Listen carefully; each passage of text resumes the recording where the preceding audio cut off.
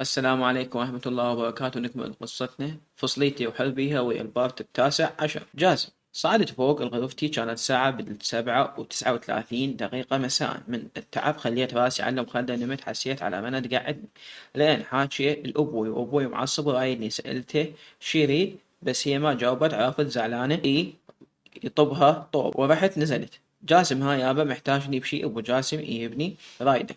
جاسم اي يابا تفضل. ايش رايد ابو جاسم؟ على العمود اليوم ليش هيك مسوي بالبنيه؟ يا ابني لو ميته بيدك شو نقول لاهلها وهي امانه عندنا؟ جاسم لا ابويا، انت ما مفتهم السالفه، انا فهمك. ابو جاسم فهموني السالفه، امك واختك بس احكي. انا انا اسمعها من الكل واحكم منو مثل حضرتك. منو مثل حضرتك؟ جاسم حكيت السالفه من اول لاخير لابوي. ها ابوي رايك؟ ابو جاسم يا ابوي انت الغلط، راكبك من راسك لرجليك، وانت هسه وانا هسه ما راح احكم، بس انتظر الهدية تقعد والساعة ساعة الساعة احكم.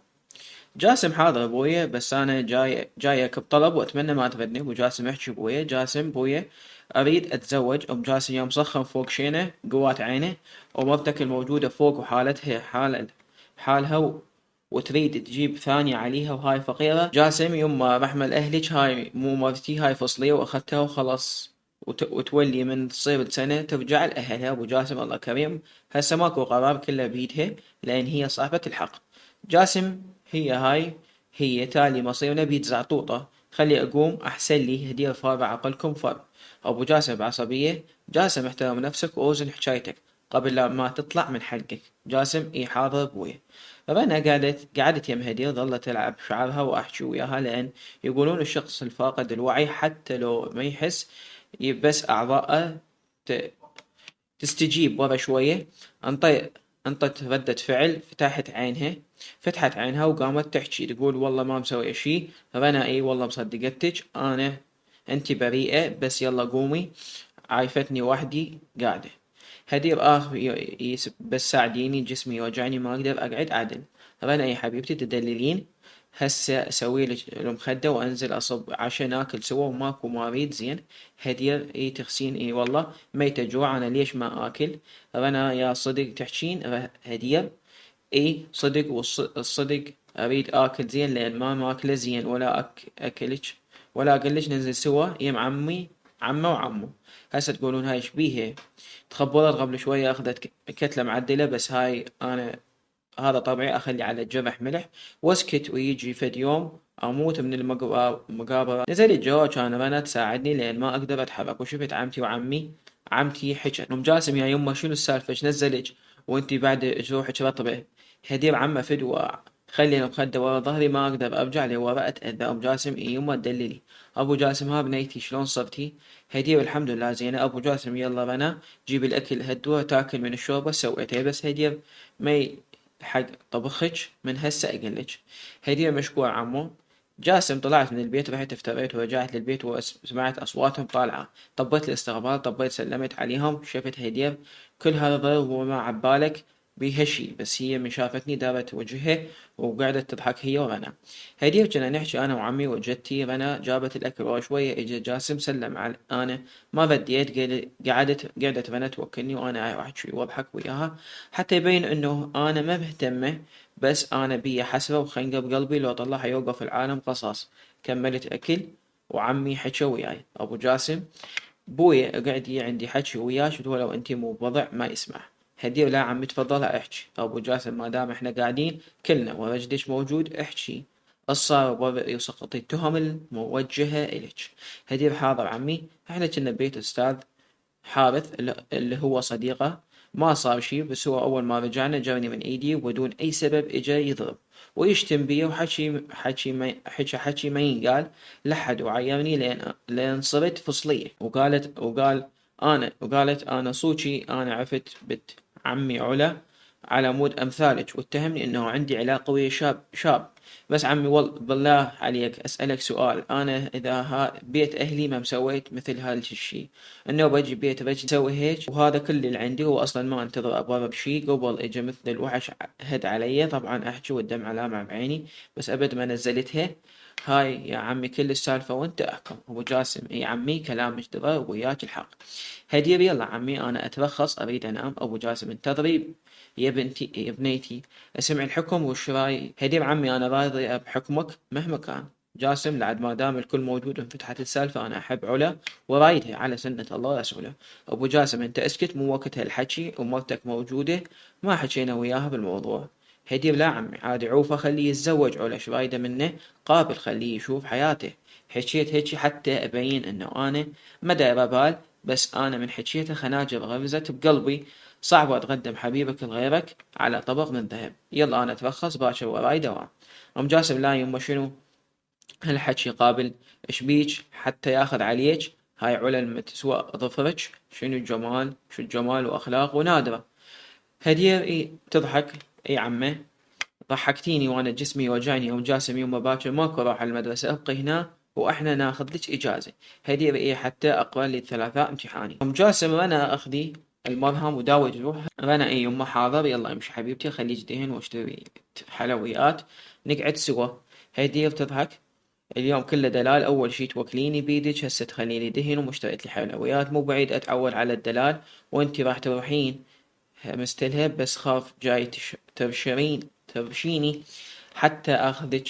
رنا: نشبي لك لا حد يسمعنا، امشي عاد هستوك طلعتي من الموت وقاعدة تحششين براسي. وين جاسم خليه اعيد الضربة تستاهلين. هدير: امشي يلا تعبت ومالي واهز، اسهر وياك اريد انام تعبانة. رنا: اسفة والله مو قصدي شي. هدير: لا عادي صعدت فوق.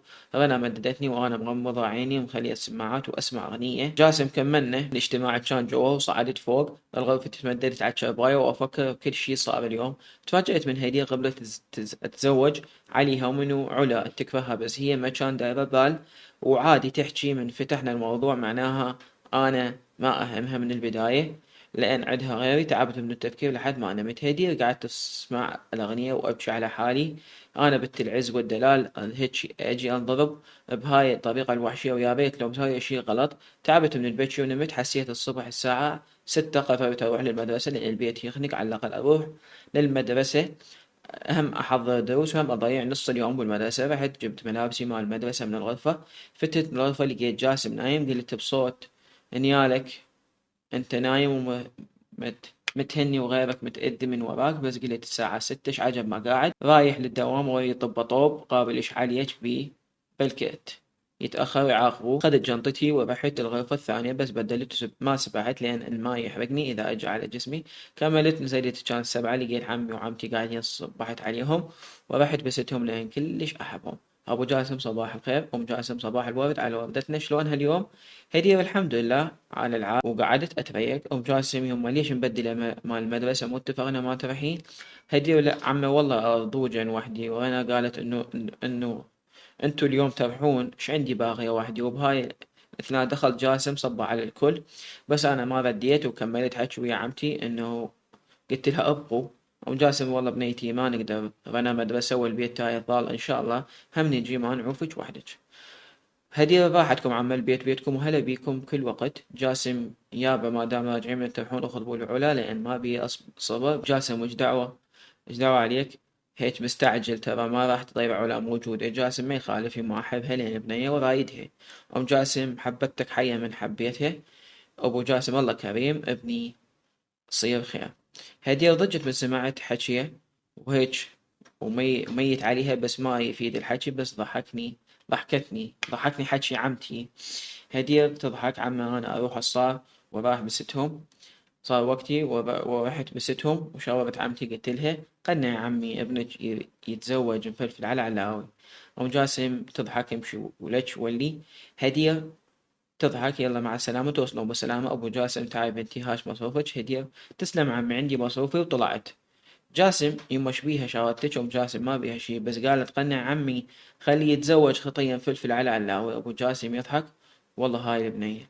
جاسم: حسيت الصبح بالخمسة ونص قمت صليت وقريت قرآن ورجعت الفراش. تمددت بين ما يصير وقت حسيت على هدية وجدتي للغرفة، ما دش تاخذ وحكيت بس سمعتها من قالت انت نايم ومتهني متهني وغيرك متأذي من وراك. ضجت صراحة من حكيها وحسيت بالذنب، بس كل ما أتذكر إيش سوت هي بدي أخنقها بس أنا ما عندي دليل. وضحكتني من قالت يطب طوبة بلش عليك بي بلكي تتأخر يعاقبوه. أضحك وهي ماخذة راحتها وتحكي عبالها نايم، بس أنا كنت قاعد ورا ما طلعت بدلت هدومي وقعدت على النت. ورا شوية سمعت صوت واحد ينزل على الدرج، عرفت إنها هاي هي. نزلت انتظرت شوية ونزلت حتى لا تقول راقبني ولاحقني. نزلت وراحت عليهم، هي ما دايرة بال قاعدة تحكي ويا أمي. أنا قررت أفتح موضوع علا قدامها بلكي تتأثر، وحكيت وأمي رزلتني، بس هي ضحكت وراحت تسلم على أمي وأبوي لأن راح يروحون. بس شاورت أمي وضحكت، أمي نزلتها وضحكت وجاي تطلع، بس أبوي صراحة انطاها مصرف بس هي ما عدها. كان صراحة أنا استحيت موقفي مهما كان، هاي مرتي ولازم أصرف عليها حتى لو زعلانين. صار عندي فضول إيش أعرف إيش قالت لأمي. سألتها قالت تقول قنع عمي، قنع يا عمي ابنك يتزوج مفلفل على الله. وأبوي ضحك وأنا هم ضحكت على تصرفاته، وأهلي ركبوا سيارتهم وراحوا وأنا رحت للدوام وحدي. ما وصلت هدير، هي راحت هدير اليوم ورحت المدرسة وحدي. جاسم ما وصلني ووصلت المدرسة، كانوا شذا وربعها موجودات. سلمت ودخلت للصف وقعدت براحلتي، بس جدتي شذا عجب اليوم داومتي هدير. قابل ليش ما داوم؟ صراحة شكيت بشذا هي ورا هاي السالفة، بس قلت لا قابل هي وين تعرف صفحة جاسم على الفيس وما منين تعرف أنا فصلية شذا. لا هيك هدية دق الجرس. أول درس إجا أستاذ حارث، وزعنا الأوراق مع الامتحان أخذ الدرجة كاملة. وعاد عادي مرت الدروس بس صرت تلمح اللي بشي، بس الحمد لله وجهي ما مضروب. كان انفضحت وعيب من أستاذ حارث. خلص الدوام ورجعت للبيت وحدي وقعدت أسوي غدا لأن جاسم يجي بالثنتين صاير. سويت غدا وأكلت وعزلت أكل، عزلت أكل إله وصعدت فوق أحضر دوسي، بس ما كان عندي هواي أشياء. حسيت على صوت طقطقة، عرفت جوا، عرفت إجا. أنا ما درت بال إلا نزلت، هو كان ماكو. يمكن صعد يبدل فوق، رحت حميت الأكل وصبيته خليته على الطاولة. وصعدت فوق بالغرفة الثانية وقعدت أحفظ التحاضر اليومية. جاسم وصلت الجامعة انطيت المحاضرات طلاب، كملت المحاضرات اللي عندي، بس ضليت أرجع بالثنتين لين أقعد أكمل شغلي. كملت كل شي، شفت 1:30 لميت أغراضي وطلعت للبيت.